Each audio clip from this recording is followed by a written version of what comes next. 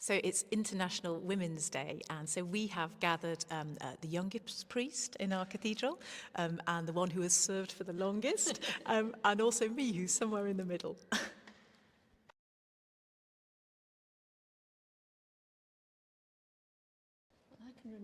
I can remember celebrating in my first parish with all the other churches that were in the town at the time, quite a sort of intensive day for the women, and full church and women leading everything. So those memories are still very strong, and I think it was a celebration of women and their lives, and the quiet parts of them that nobody saw.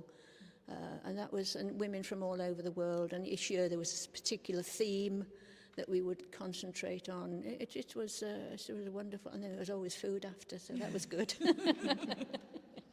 I think that's very important. I think for me it's a kind of a chance to step back and see the representation of women in places that we might not expect them to always have been. I remember thinking back about kind of, my journey to ordination. I didn't have a female supervisor for a very long time, actually. If, maybe one or two of the kind of 20 or so that I've had. And International Women's Day to me means kind of looking at, women in roles of leadership and responsibility, and people to be inspired by and aspire to. Yeah. I think, so before I was ordained, I'd never seen a woman preside at the Eucharist, and now I'm really proud of the fact that in this cathedral it's something that happens often. People still comment on it. They like the fact that there are women presiding at this cathedral. So I'm the first woman dean at this cathedral. I coincided with the first woman bishop in Sheffield as well, the Bishop of Doncaster, Sophie. But I think I also, on International Women's Day, keep an eye on what's happening across the world. And I'm really conscious that although we've made great strides in many places, there are parts of the world where women are still very limited in what they can do, places where women aren't allowed to work, where education is limited. So it always feels like we are sharing a journey with women across the world who are still on different stages of that journey. And so I never feel that the battle has been won, that there's still more to do, and that we're in solidarity with women everywhere who are having to fight those battles that were fought long ago in this place.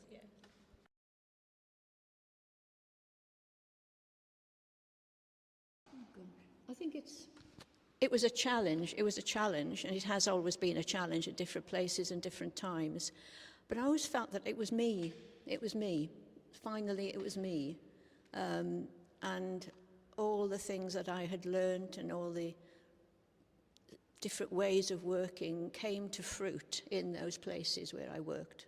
And it just seems right. It just seemed right. I mean, even if it was a terrible journey at some points, but it just felt that I was doing the right thing for me. And I could blossom in a place like that, yeah. All of that. And I think, I don't know how to be in ministry any other way than being a woman, I guess. But also, I think my experiences, all of our experiences make us who we are and how we minister and who God calls us to be and what God calls us to do with our experiences and our personalities and our whole being. And I think after being priested, I felt more myself, and I feel more myself all the time. I feel the most myself I've ever been, and that seems like a strange thing to say, but there is something about, being fulfilled in this ministry and in this vocation. Yeah, so for me, my biblical inspiration is Mary, the Mother of God, and how she said yes to God, and then she strode across the hill country to tell her cousin that she was going to give birth to Jesus. And I feel like when I am worried about what I'm doing, or if I'm questioning whether it's the right thing, I hold in my heart Mary's yes, and that's what kind of encourages me and inspires me on what I'm doing. So I often have doubts, but when I stand at the altar and all the people are gathered to receive the bread and the wine, I feel a deep yes inside of me, and it feels an enormous privilege.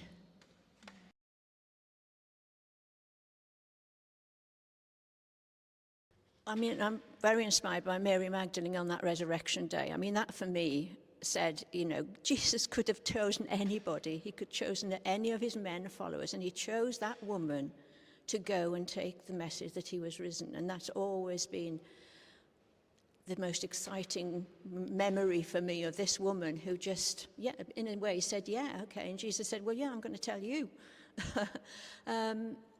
Una Kroll was the woman who started me off. I can remember saying to God one day, look, I'm a teacher. This is when my son had finally gone to school. I said, I'm a teacher. I can remember saying this to him and saying, you know, what do you want me to do? I'll go into teaching if you like. And 2 days later, I watched a program on Una Kroll, and that was it. I thought, that's it. He's told me, you know, that's what I do. And off I went. And I think so many, because I'm Welsh, an Irish mix, the Celtic community of the church, very early church, has always meant a lot to me. And I think it was, you know, Hilda of Whitby, so many of those old way back there, women saints who just stepped out and said, this is what I'm doing. In a time when, you know, it was a shock to everybody what they did. And they just stepped out and said, no, this is what I'm called. Bridget, Milanga Wales. I mean, it was just the most exciting thing. One of my favourite biblical characters is Esther. And the book of Esther, you know, Esther is put into these positions of power and influence, not really that she's designed, but she's just there. And, you know, there's a key verse in that that's, you know, maybe you're in this place for such a time as this.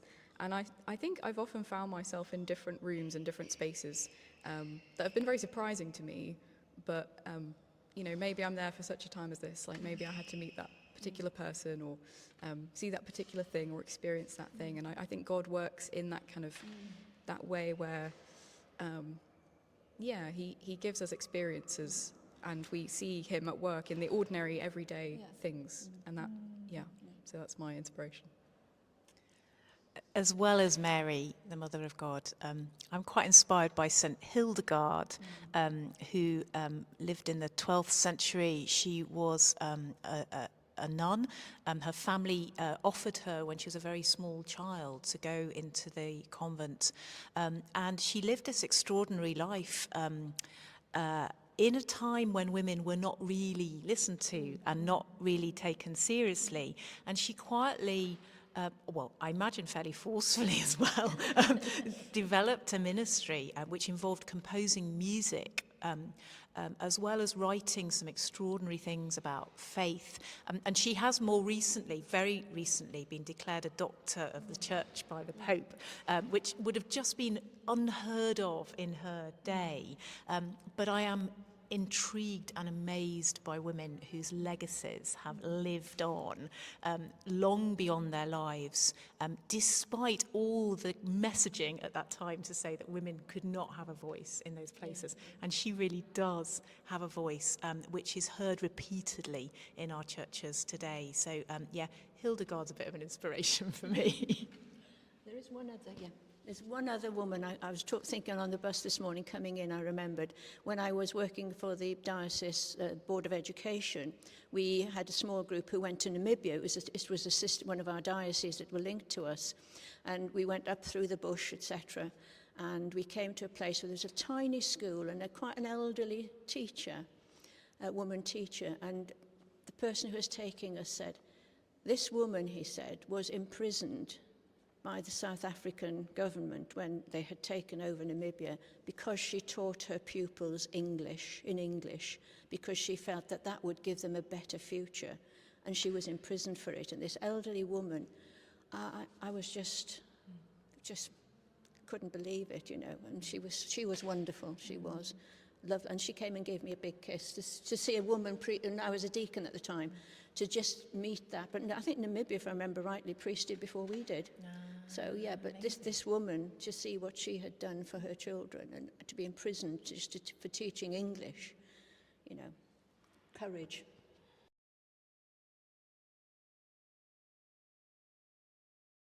Well, I think I've just been hugely lucky and blessed. I mean, obviously, when we were going forward for ordination, there was the sort of constant barrage of how bad and wicked we were. I can remember, I'm sure I heard a Jezebel amongst some of the quotes and things.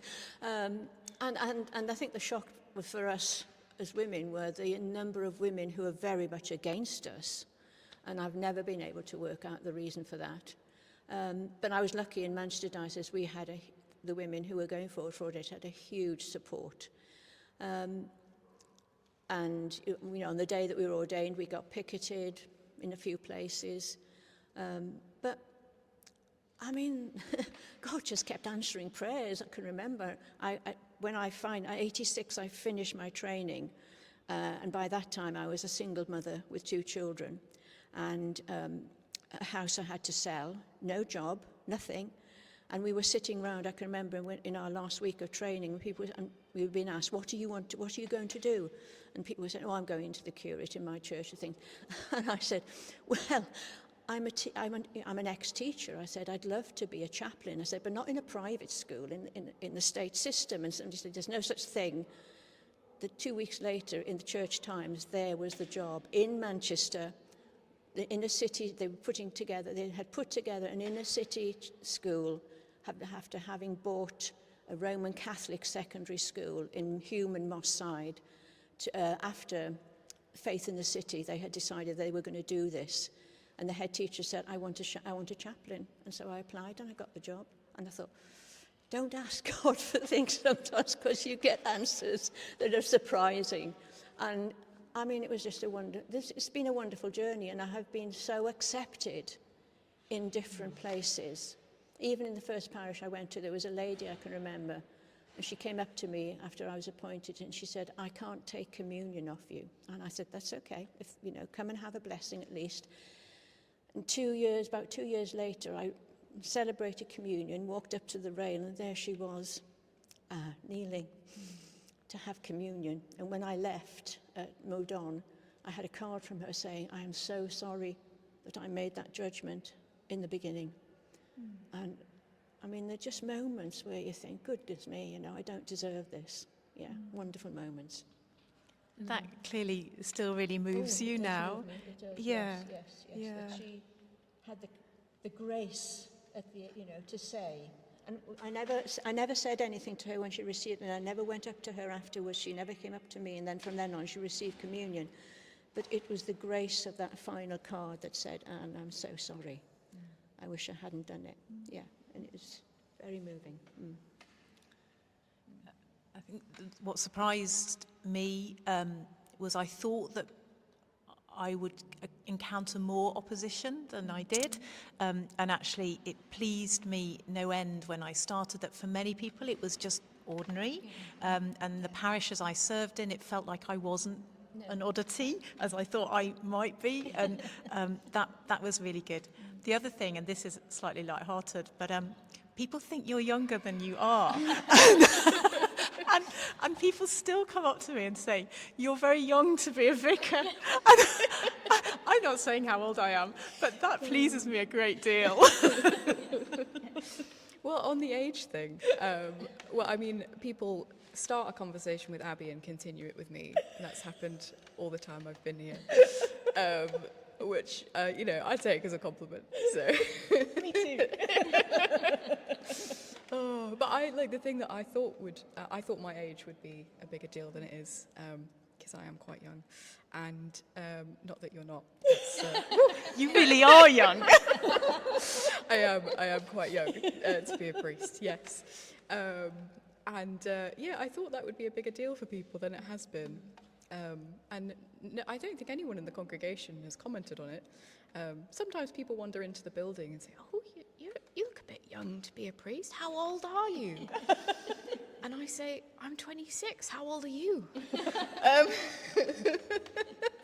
it is a strange question to ask anybody, really. But yes, all good. Yeah.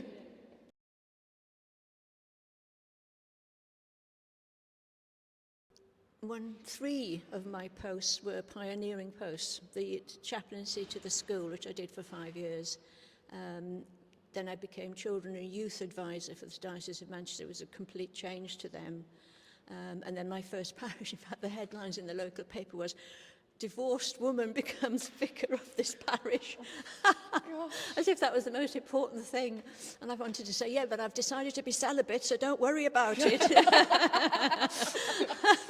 But, I mean, there were never any bad challenges. The challenges were wanting to make mission happen in those teams. So I always worked in teams, especially in the parishes, and it was wanting to make mission happen. And having learned different ways of doing things, about 2 years into both sets of parishes, I could see things beginning to happen. I could see lay people saying, "Oh yeah, let's have a go at this."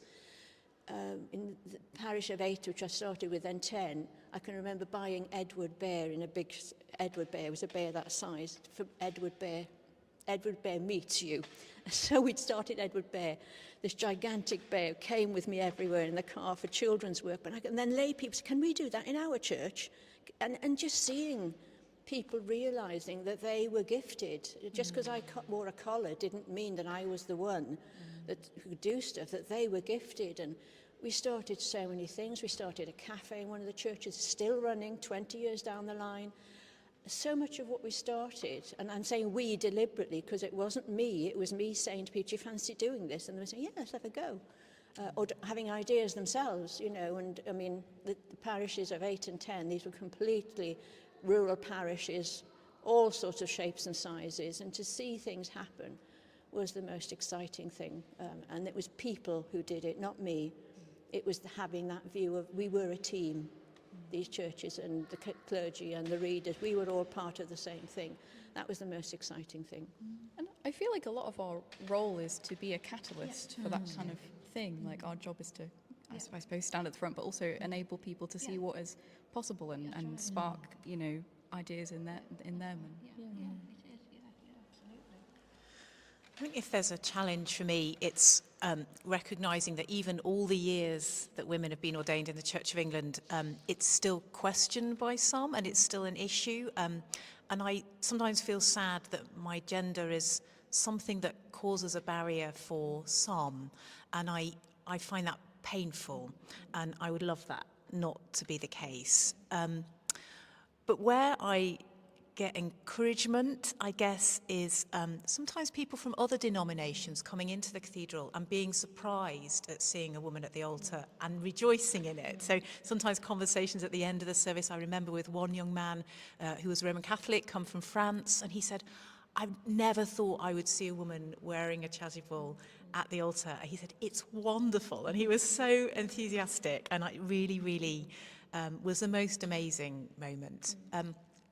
I think also for me, encouragement comes from realising that the people who come here week in, week out on a Sunday don't see my gender anymore and don't see it as an issue, and it's people gathering around the altar with their priest, and that feels wonderfully encouraging. And I think also finally recognising where my gender is important, and actually in a positive way. Yes. So some of the young people who come to Sheffield Cathedral have travelled from overseas to study, and they often tell me that they miss their mum. Yes. And one of the things that's just begun to happen unexpectedly but naturally is people call me mother. And there's a recognition for me of where priesthood is about mothering and the beauty of that, and the gathering of people who are needing some mothering, and that being part of my role, and that's been real encouragement. Yes, I have. I can remember many times doing a funeral or a wedding or a baptism. I would be told afterwards, and these are people who didn't come to church regularly, it's so different when a woman does it. You know, and there was something, I think one of them said, homely. It's homely when a woman does it. And they used to say, it's just so different. I could never put my finger on it. But well, perhaps you can know the baby's okay because you've had a few yourself. But yeah, I mean, it was that I've got lots of cards that people had said, when you did my dad's funeral, it was so different. Yeah. I've got a funny story there because I don't have any children. And my first baptism, I really messed it up because I had no idea how to hold the baby. And my training incumbent, who was a man, had decided that because I was a woman, I'd know how to hold a baby. And it was very funny because I picked up this baby and we kind of looked at each other like we were going into battle. And I couldn't quite work out how I was going to free up a hand to put water on her head. So I put her on the side of the font while I thought about it. But then, of course, it was cold marble. So she then screamed at the top of her voice. So I then picked her up. And by the time I'd kind of wrestled her under my arm, I managed to get her little dress. And it was like in a cone over her head. So I couldn't find her head to put water on. And it was very, very funny because the family in the end were in fits of laughter. And it was definitely like a rookie vicar moment. But my training incumbent then said, I think we maybe need a lesson on how to hold babies. Yes, that's right, yes.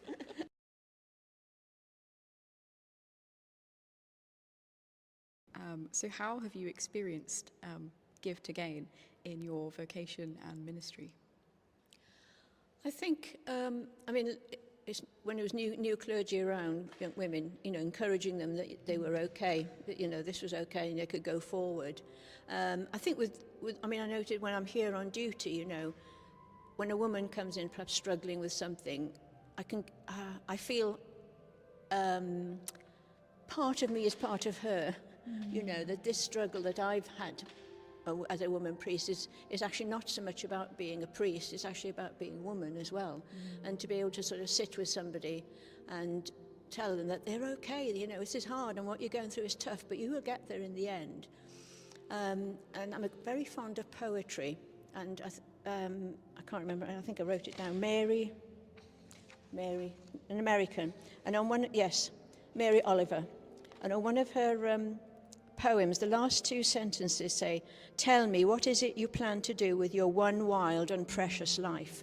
And if I was going to say anything to women now, wherever they were going or whatever they were doing, that's what you have to think about. What are you going to do with your wild and precious life that's been given to you? Because you just get this one chance to respond to life, and for people who have, believe in God or have a relationship or have a spiritual life of some sort, what's the answer you want to give to that? And it's really, I love that poem, and those two sentences, really important to me.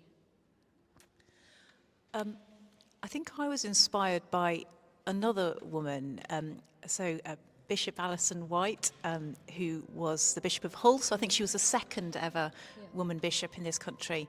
And she was speaking at a conference that I was at, and she came into the room and she was dressed to preside at the Eucharist. And Alison is very small, very slight woman, but she filled the room with her presence and confidence. And I remember looking at her and thinking, I would really love to be that person who walks into a room and feels confident in their own skin. So if I wanted to give anything to other women, it would be that sense of don't make yourself smaller because you're a woman. Don't feel like you don't have a place. And I would want to pass on that sense of inhabit your body, your woman's body in a way that is really full of joy and delight. And so what I would hope is that people might glimpse a little bit in me of what I saw in Bishop Alison, which was a woman who loved being a woman. Yes.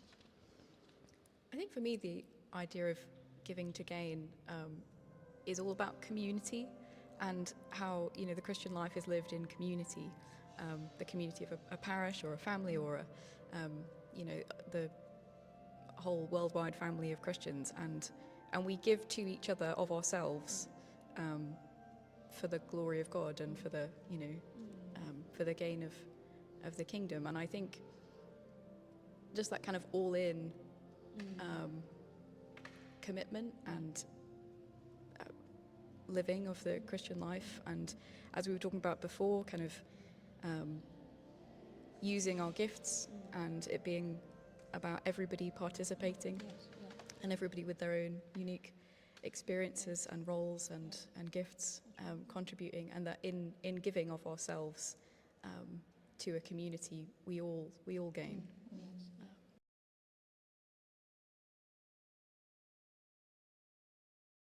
And I would love to hear about your ordination day. And I know you've got a picture, and it's gorgeous. And I would love to hear more about the day. Oh, gosh. I can remember saying to the incumbent who had put me forward, it's all your fault I'm here. And it was... there was a sense of relief. I mean, I was brought up as a Roman Catholic and left the church when I was in my late teens, and Mum and Dad remained Roman Catholic and had to deal with that. But they came, my whole family came, everybody came, and it was just... I couldn't believe it when I knelt there that this was happening, in a sense. You know, we had gone through this period of time, and I felt really guilty about going forward as a priest. And on the day, I can remember the day of the vote, we were in a meeting at the Board of Education, and we said, right, nobody's going to listen to the radio, nobody's going to do anything, we're just going to do the meeting. And I can remember getting in the car and thinking, it'll be all right, we won't get the vote, you know, it's too much. I thought, this is my way out of not feeling bad. And I got to the front door. My mother opened the front door and she said, it's done, you've got it. And I said, no, you're mistaken, Mum. And I just was astonished that it had happened. I mean, most of us, particularly my sisters who were, you know, working together as women, just didn't think it would happen. We just thought, no, there's too much opposition. And I can remember thinking, good grief. And my Mum and Dad's parish priest rang and said, tell Anne it's good luck and the best wishes.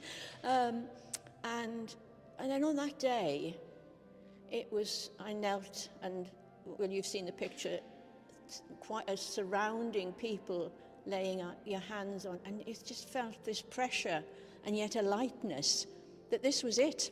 You know, God said, Anne, this is it, off you go, do your work. And I'll be with you. And there are many times when I used to say, I haven't got a clue what you're trying to say to me, but you better say it loud and clear it so that I can understand. But it was that feeling that, yeah, I was in the right place and I was on my way. And 31 years later, I'm still on my way because I come back to ministry in a different way. And I don't think I'll ever stop, really. And I have a memory of you celebrating your 30th anniversary. And I can say this, Anne is very understated, and you not really made a big deal of it, but there happened to be an opportunity for you to preside at the midday Eucharist. And I remember just delighting in the fact, A, that you were quietly remembering that important time, and that perhaps summed up your priesthood, that you weren't kind of there for the front pages and the limelight, but you were there to quietly preside on the 30th anniversary of what was such a precious moment. So I felt really proud of you and women in general at that point. Thank you. It's so interesting. There's a lot about that story I relate to, particularly the kind of community coming around you. There were people who made the effort to come to my ordinations that I didn't expect to. And it was lovely. Like, there's a real, people wanting the best for you and wanting to see that moment, and it being special for more than just, you, but for the community. That's right, No, it was,